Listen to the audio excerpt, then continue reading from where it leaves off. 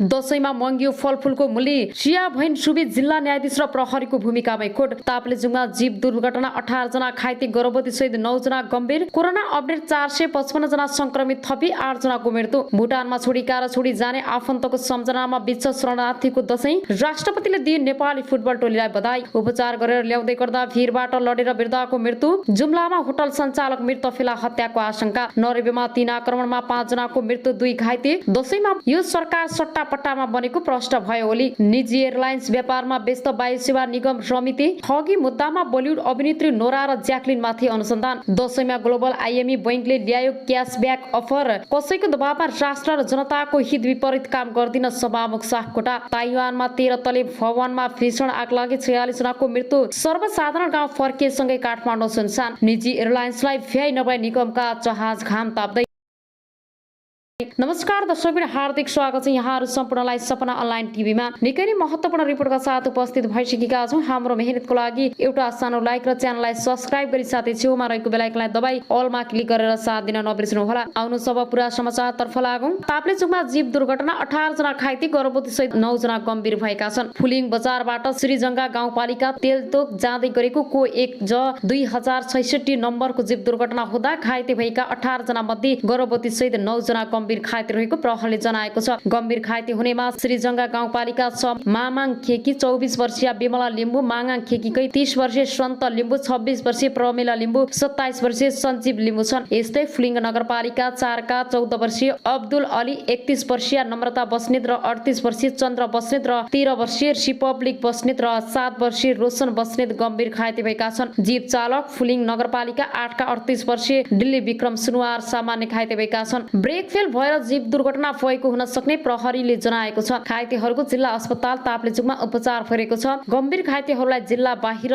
Refer गर्ने तयारी भइरहेको प्रहरीले जनाएको छ। अब अनुसारको समाचारतर्फ लागौँ। ठगी मुद्दामा बलिउड अभिनेत्री नोरा र ज्याक्लिन माथि अनुसन्धान भइरहेको छ। बलिउड अभिनेत्री तथा डान्सर नोरा फते र फर्नान्डेज माथि ठगी मुद्दामा अनुसन्धान हुने भएको छ। उनीहरूलाई भ्रष्टाचार विरुद्ध सरकार निकाय प्रवर्तन निर्देशनालयले उनीहरूलाई अनुसन्धानका लागि बोलाएको छ। नोरा हालै निर्देशनालयको कार्यालयमा अनुसन्धानका लागि जाँदै गरेको तस्बिर समेत सार्वजनिक भएको छ। जेक्लिन भने शुक्रबार मात्रै कार्यालयमा उपस्थित हुने बताएको छ। भारतीय सञ्चार माध्यमका अनुसार यसअघि ठगी मुद्दामा पक्राउ परेका कलाकार सुकेश चन्द्रशेखर र लिना पलसँग फतेही र फर्नान्डेजको सम्बन्ध हुन सक्ने भन्दै अनुसन्धान गर्न थालेको हो। चन्द्रशेखर र लिना यसअघि नै 200 करोड ठगी र फिरौती मुद्दामा पक्राउ परिसकेका छन्। सोही मुद्दामा अभिनेत्री युद्धको हात हुन सक्ने आशंका गर्दै उनीहरूमाथि पनि अनुसन्धान गर्न थालेको हो। चन्द्रशेखर र लिनालाई फोल्टिस हेल्थ केयरका प्रमोटर शिविन्द सिंहको परिवारबाट करिब 200 करोड रुपियाँ ठगी गरेको आरोपमा दिल्ली प्रहरीले गिरफ्तार गरेको थियो। चन्द्रशेखर यसअघि पनि अन्य थुप्रै मुद्दामा मुछिएका छन्। 17 वर्षको उमेरदेखि नै अपराधिक गतिविधिमा सक्रिय उनीमाथि दर्जनौं मुद्दा परेका छन्। उनलाई हाल नयाँ दिल्ली स्थित रोहिड जेलमा राखिएको छ। अब आउनु अर्को समाचारतर्फ लागौँ। ओलीको आरोप वर्तमान सरकार सट्टापट्टामा बनेको हो। नेकपा एमालेका अध्यक्ष केपी शर्मा ओलीले वर्तमान सरकारबाट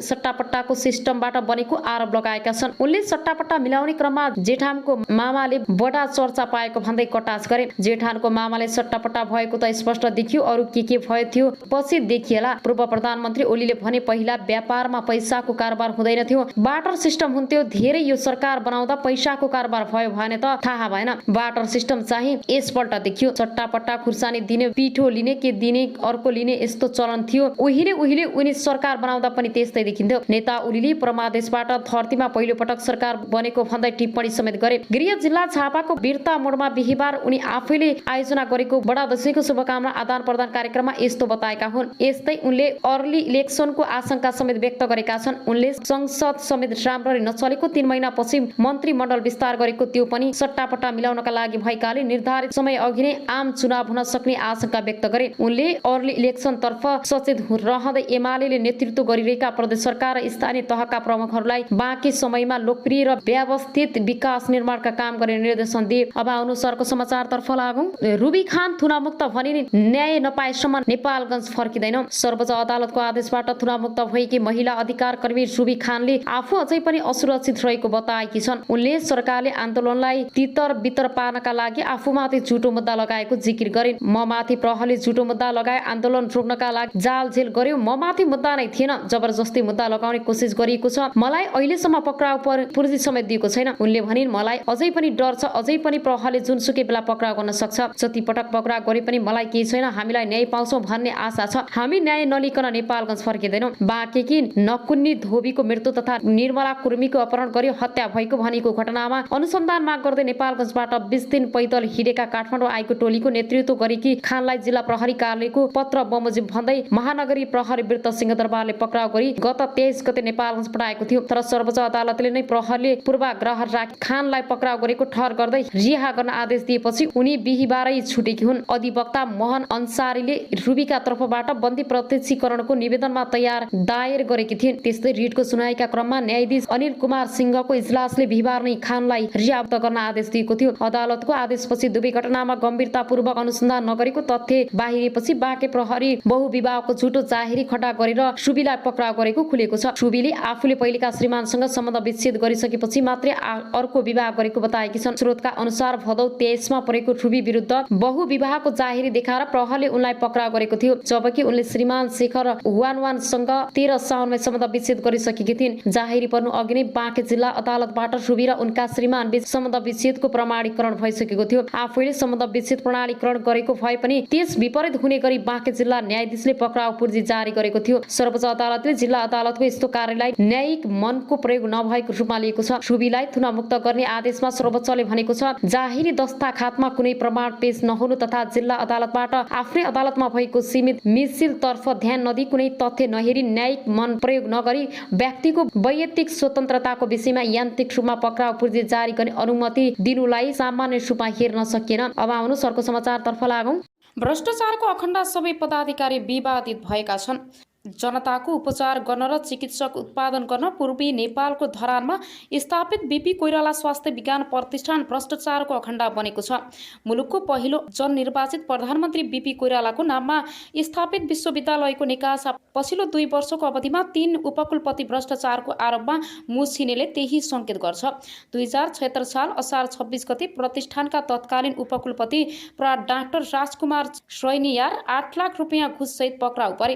प्रतिष्ठानको भवन निर्माणले ठेक्काको कमिसन लिने क्रममा उनी निवासबाटै पक्राउ परेका थिए। त्यसको 3 सातापछि अघिल्ला उपकुलपति बलभद्र प्रसाद दासमाथि 4 करोड भ्रष्टाचार मुद्दा लाग्यो। दुवै मुद्दा विशेष अदालतमा विचाराधीन भएका बेला नयाँ पदाधिकारीहरू पनि रत्तिभर डराएनन्, अनियमितता गरिरहे। सरकारले गठन गरेको कार्यदलले उपकुलपति ज्ञानेन्द्र गिरी भ्रष्टाचारको आरोपबाट उम्किन नसक्ने गरी सरकारलाई मंगलबार प्रतिवेदन बुझाइसकेको छ। अख्तियारले गम्भीर रूपमा छानबिन गर्ने हो भने अहिलेका उपकुलपति गिरी सहितका पदाधिकारी जोडिने ठाउँ नै छैन। कार्यदलका एक सदस्यले अनलाइन खबरसँग भने, राजनीतिको आडमा नियुक्ति भएपछि मलाई जे गर्न पछि छुट हुन्छ भन्ने सोचले यस्तो अवस्थामा पुर्याएको हो। उनी आफू त बदनाम भए संस्था समेत खराएसी बनाए। स्त्री रोग विशेषज्ञ समेत रहेका डाक्टर मोहन चन्द्र रेग्मी फिस्टुलालाई रोग विशेषज्ञ हुन विशेषज्ञहरूको समुदायमा उनी राम्रा प्राचीन व्यक्तिको रूपमा चिनिन्छन्। बीपी कोइराला स्वास्थ्य विज्ञान प्रतिष्ठानमा कार्यरत रहेका उनलाई कता कता कार्यकारी र व्यवस्थापनका पदमा जाने महत्वाकांक्षा बढ्यो। प्रतिष्ठानका उपकुलपति डाक्टर ज्ञानेन्द्र गिरीसँग हिमचिम बढाएका उनले सुरुमा अस्पतालका निर्देशकको पद ताकेका थिए। अस्पतालका निर्देशक गौरी शंकर शाह आफैमा योग्य नभएको जानकारहरू बताउँछन्। उपकुलपति गिरीको साथमा शाहलाई पदमुक्त गरेर अस्पताल निर्देशक पदमा जाने रेग्मीको प्रयास सफल हुन सकेनन्। तर त्योभन्दा माथिल्लो रजिस्टर बन्न सफल भए। सुरुमा उपकुलपतिसँग मिलेर काम गर्नुभयो, पछि अधिकारहरू नदिएपछि विरोधमा उत्रिनु भयो। प्रतिष्ठान स्रोतले भन्यो, त्यत्रो राम्रो छवि बनाएको मान्छे बेकारमा अनियमितता र चालझेलको मतियारको रूपमा मुछिनु भयो। अहिले अख्तियारमा रेग्मीमाथि समेत छानबिन चलिरहेको छ। प्रतिष्ठानका उपकुलपति ज्ञानेन्द्र गिरीको किस्सा अझै रोचक छ।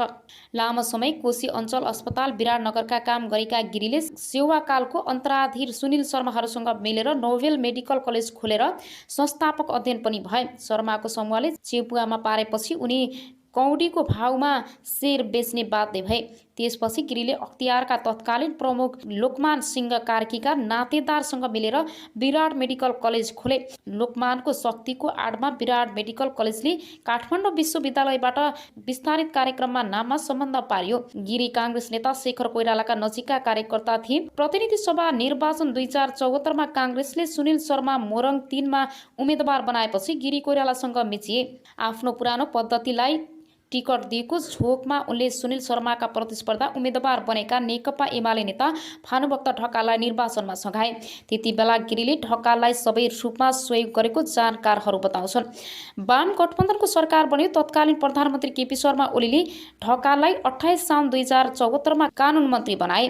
तर 4 मङ्सिर 2076 ढकाल स्वास्थ्यमा आएपछि चुनावमा गरेको सहयोगको गुण तिर्नै गिरीलाई प्रतिष्ठानको उपकुलपति बनाएका थिए। राजनीतिको आडमा पदमा पुगेका उपकुलपति गिरीले प्रतिष्ठानमा मनोमानी गर्न थाले। उनलाई कुनै शक्ति, प्राज्ञिक र आर्थिक अनुशासन जरुरी थिएन।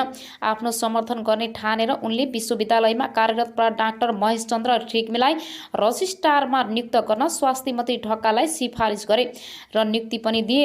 उनी अहिले प्राध्यापक पद जबरजस्ती लिएको आरोपमा फँसेका छन्। प्रतिष्ठानमा कार्यरत आन्दोलनरत चिकित्सक तथा अध्ययन कार्यदलका सदस्यका अनुसार हाल बीपीमा रहेका सबै पदाधिकारीहरू विवादित बनेका छन्। तुलनात्मक रूपमा राम्रो छवि मानिएका रेजिस्ट्रार डाक्टर गुरुप्रसाद खनाल पनि नियमित उपकुलपति हुँदा अनेक विवादास्पद निर्णयमा संलग्न रहेको पाइएको छ। कुनै प्राज्ञिक पृष्ठभूमि नभएका अस्पताल निर्देशक डाक्टर गौरी शङ्कर शाह खरिदमा मात्रै रुचि राख्ने पदाधिकारी मानिन्छन्। प्रतिष्ठान स्रोतले भन्यो प्रशासनिक दक्षता नभए पनि उनलाई खरिदको काम र कमाई हुने क्षेत्रमा औधी रुचि छ। उनको पदावधि केही महिना बाँकी छ। दलीय भागभण्डा र शक्तिको आडमा नियुक्ति हुनेहरूले मनोमानी गरेर संस्थालाई बिगार्ने काम गरे। प्रतिष्ठानको आन्दोलनरत सङ्घर्ष समितिका संयोजक डाक्टर एसपी सिमाल भन्छन् नियुक्ति गर्दा नै राजनीतिक स्वार्थमा पनि पदाधिकारी सिफारिस हुने गरेको छ। उनीहरूले शक्तिको आडमा अनियमितता गर्ने कुनै नौलो कुरा भएन। हरेक पटक दक्षता र क्षमता भन्दा पनि राजनीतिक संरक्षणका आधारमा पदाधिकारी नियुक्ति भएका छन्। 2050 सालमा स्थापना भई 2055 सालदेखि चिकित्सक शिक्षामा स्नातकोत्तर तह सञ्चालन गरिरहेको प्रतिष्ठानले पूर्वी नेपालका विभिन्न जिल्लाहरूमा चिकित्सा सेवा र दन्त चिकित्सा सेवा दिइरहेको छ। आफ्नो क्षमताको 3 गुणासम्म बिरामी जाँच्ने अस्पताल भएको प्रतिष्ठानको पछिल्लो समय आम्दानी घट्दो क्रममा छ। शैक्षिक गुणस्तर खसेको छ। नियमित जसो आर्थिक नियमितता हुने गरेको छ। प्राज्ञिक काम कारबाही तहस नहस छ भने अस्पतालमा बिरामी फेरेर रेफर गरेर कमिसन लिने प्रवृत्ति मौलाएको छ। पदाधिकारीहरूको असहमतदारी र झैझगडाले स्थिति झन तनावपूर्ण बनेको छ। बेथिति मौलाएको प्रतिष्ठानमा एकै वर्षमा 48 करोड रुपियाँसम्म बेरोज निस्किएको छ। 2 अर्ब 20 करोडको बजेटमा 70% रकम चालु प्रकृतिका काममा खर्च हुन्छ। प्रतिष्ठानमा आवास छ तर बाहिरका मानिसहरू बसेका छन्। छात्रावास र कर्मचारी आवासमा पानी चुहिन्छ। नर्सिङ स्टाफलाई आवास छैन तर संस्था बाहिरका व्यक्तिले आवास पाएका छन्। निवासमा अस्पतालमै काम गर्न जुनियर रेसिडेन्टलाई मासिक 4000 भाडा असुलिएको छ। अहिलेका यी 4 पदाधिकारीले संस्थालाई बदनाम बनाएकोले तत्काल उनीहरूलाई बर्खास्त गरेर योग्य र समक्ष पदाधिकारी नियुक्त गर्नुपर्छ।